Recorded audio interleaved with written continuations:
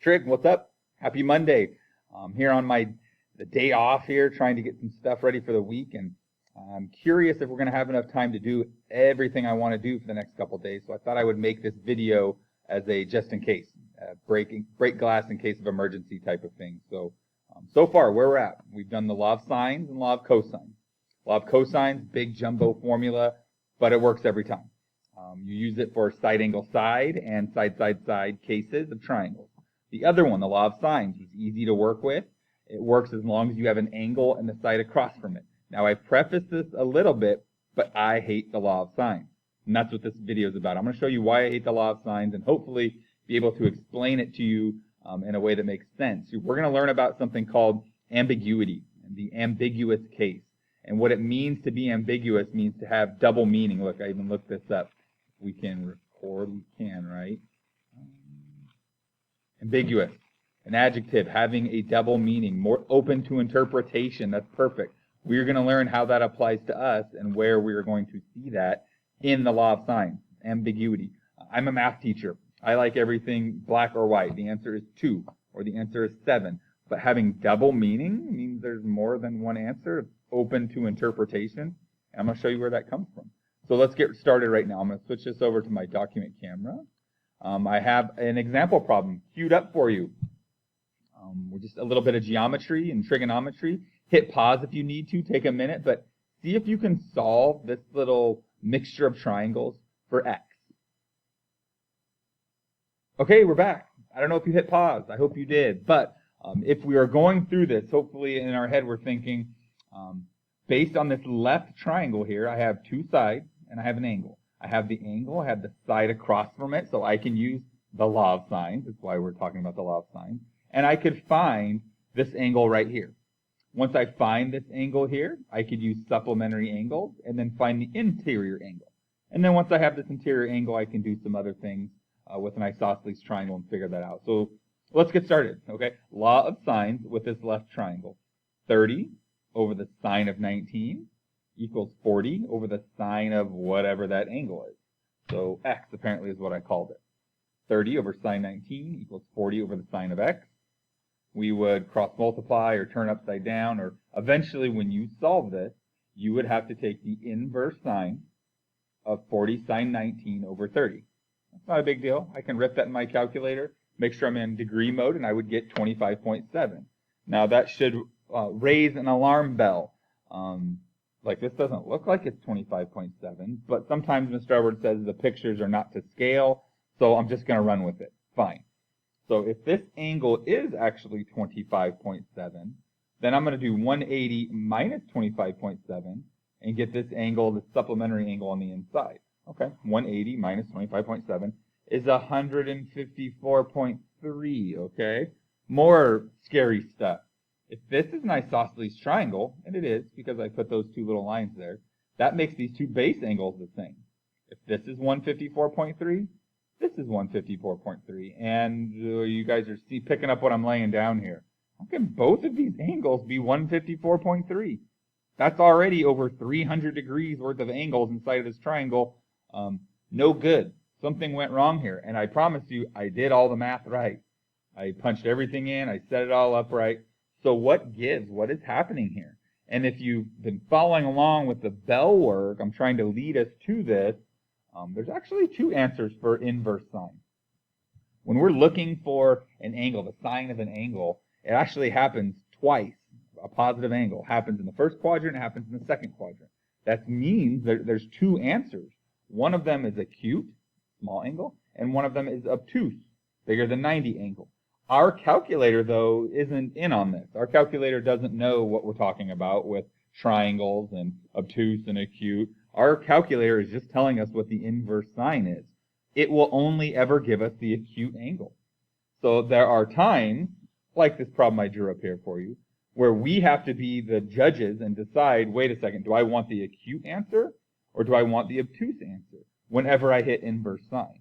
So I hit inverse sine right here. It gives me 25.7, but this is not a 25.7 degree angle. In fact, this angle is the obtuse version, which is the 154.3 that we got here.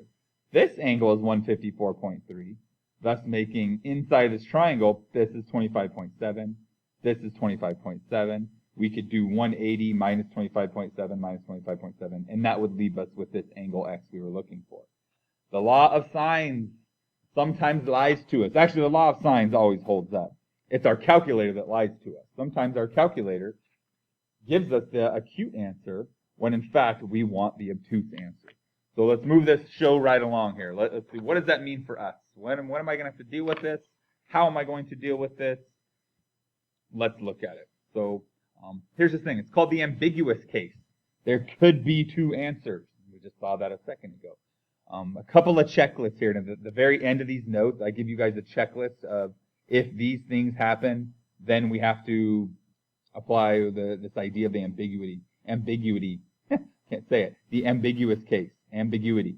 But first, if you already know two angles, proceed regularly. Think about why for a second.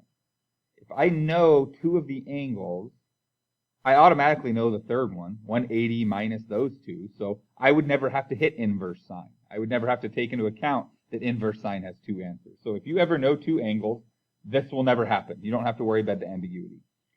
The first red flag, and the first thing that can happen, if you ever know a side angle case, or yes, it's the same as angle side, spells ass, that's funny, ha ha ha. Three things can happen. Okay, one of the things, and we'll do the first one, is when the side across from the angle is bigger than the other side. So let's do one example like that. Hit pause if you need to, but we'll climb through this, and then I'll show you guys what the other one. So here's the first one. I want to solve a triangle when capital A is 31, lowercase a is 12, and lowercase b is 5. First thing we gotta like to do is draw pictures, right? It doesn't have to be to scale, but I like to see visuals of this stuff. So I'm just drawing any triangle. This is capital A, it's 31 degrees. The side across from it's lowercase a, it's 12. And it doesn't matter what other side we want, I'll pick this one. This side is 5 inches. Okay, so that would make this capital B, this capital C, this lowercase c. So the case we're talking about, this is side angle. I know two sides, but not the angle between them. I know the angle like on the outside of them, so side angle. The side across from the angle is bigger than the other side given to me. It's 12, it's bigger than 5. I'm only going to get one solution. There's only one thing that can happen, and I want to figure out that thing. I want to solve this triangle. So I got to solve for capital C, I got to solve for lowercase c, and I got to solve for capital B. And what do you think we're going to use? Well, this whole chapter is about the law of sine. So let me use the law of sine. Let's go through it. Here is a fancier picture of what we just saw. There. 31, 12, 5. Side across from the angle, smaller than the other side. Okay. I'm going to set up the law of sine. 12 over the sine of 31 equals 5 over the sine of b. There it is. To solve that, I could cross multiply, divide, and then eventually I'm going to take the inverse sine. Here's me cross multiplying. Check. Here's me dividing. Check. Here's me taking an inverse sine. Check. Now we already discussed the fact that inverse sine has two answers, but based on all the information we have and what I'm telling you guys right now, because this side is bigger than this side, I want the acute answer. That's it. What my calculator gives me is good. So we solve for capital B, 12.4. Next, well, I know capital A is 31. I know capital B is 12.4. We can find capital C by subtracting from 180. So that's pretty easy. 180 minus 31 minus 12.4. And we get capital C. It's about 136.6. I am going to round to 137 now. Finally, we can set up the law of sines one more time. Now that we know this angle, I can say 12 over the sine of 31 equals lowercase c over the sine of 136.6. I can rearrange that and solve, so I'm going to. There it is, 12 over the sine of 31, c over the sine of 1. Apparently I use 137. Probably should use 136.6, but in the end, as long as you are close to the answers and I can follow your work, we're good. Solve that thing for lowercase c, and we get 15.9. So that's the first case. Law of sines, SSA, side, angle. The side across from the angle is bigger than the other side given to me. Nothing bad's going to happen. All is right with the world. Awesome. Let's try the next one. Again, Hit pause if you need to. Actually, hit pause and try this yourself. Don't just wait for me to do them. You guys do them. So the next thing that can happen, still SSA, but is the side across from the angle smaller than the other side? Uh-oh. Something could happen here. So just try it. Take a minute, hit pause, go through and try to solve, and listen how I say try. Try to solve this triangle. Draw a picture. Okay. A over the sine of A equals B over the sine of B. I'm going to have to hit inverse sine. I'm going to cross multiply. I'm going to divide. There it is. And I promise you, I did the math right. I jammed this in my calculator, and it said domain error. It said impossible. Normally, that means I typed it in wrong. But in this case, we typed it in right. We did everything good. The math was good. But if it says domain error, what that means is this triangle is impossible. This triangle, based on how big this angle is and how small this side is compared to this side, it won't even make it back down. It can't. This is like hanging here. This is hanging. It can come in, out. Think about it like on a hinge. It's so small, it can't make it back down to this bottom line, so we would never get a triangle. This is impossible. That's a good one. That's one of the things that can happen. If A is smaller than B, like too small, then I'm just going to go through my problem, and if it blows up, if it says domain error, then I know that this triangle is impossible. Not too bad? Okay, I'm going to cut this video off right here. We're going to come back with the last one. So let's think for a second. Look into the magic crystal ball. We have one solution. That was the very first one we did. We have no solutions. That was this one. What do you think is going to happen next? Come on back to the next video and we'll check it out.